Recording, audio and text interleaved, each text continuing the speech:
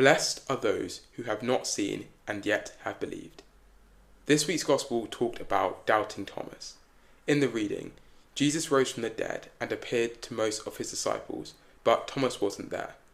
When the others had said that they had seen Jesus, Thomas said that he wouldn't believe until he could touch the marks in the nails of Jesus' hands. A week later, Jesus invited all the disciples with Thomas present, so Thomas then believed. In this week's video, I thought I would talk about my own story of doubt in relation to God and Christianity. If you want to hear more about how to integrate Christian wisdom into your everyday life, feel free to like and subscribe. I stopped believing in God and it broke me. I started reflecting back on philosophy in which I did in A-levels and realised that there were certain arguments which meant I just couldn't believe in God.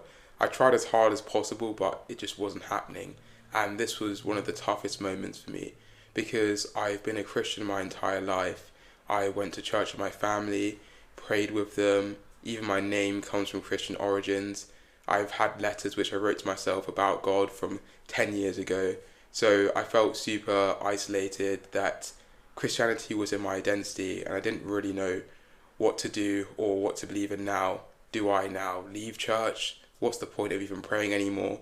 What's the point of anything, to be honest, because it was a big part of my life. Jesus found me even when I doubted him. I spoke about my unbelief, which meant that I had to look for some sort of new philosophy to fill the void. And I started looking at different religions or different philosophies, and some were interesting, and I definitely learned a lot about myself. However, I just felt that none of them really quite captured what I was looking for. I wanted something a little bit different.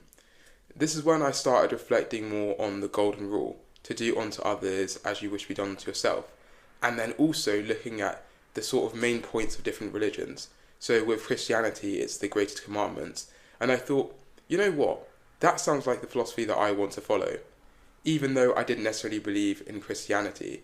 So this is how Jesus' words actually led me back towards Christianity, even if it wasn't as a faith, but at least a philosophy for life. How I started Christianity Integrated as an unbeliever. I started reflecting on the greatest commandments and thought that there'd be other great wisdom if I actually read the Bible. So I started reading it and honestly was astonished with what I found.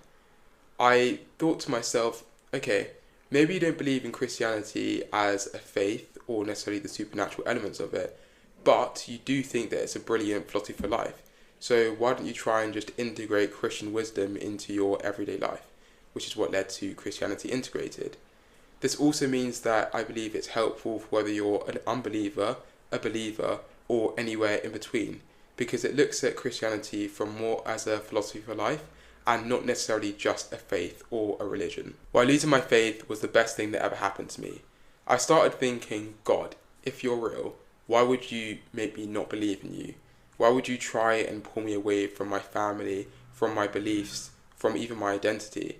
And now I'm thinking, maybe that's the point. Maybe the point was to put me in a state of unbelief so I could relate to unbelievers in the same way.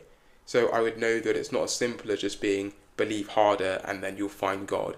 So that I could almost lead people towards an intermediate stage where, okay, you don't believe necessarily in God and Christianity as a religion, but you still believe in Christianity as a philosophy for life, and not to try and force people to that later stage, which if they get there, great, but if they don't get there, that's okay too. So where am I now? To be honest, I'm still unsure. Sometimes I think that God exists, other times I'm not so sure. But what I do know is a constant, is that I'll continue using Christian wisdom in my everyday life, and I'll try and share this on this platform to others too. If you have any comments or thoughts regarding anything I've said, feel free to drop them in the comment section below. As always, thank you for watching, and I hope to see you soon.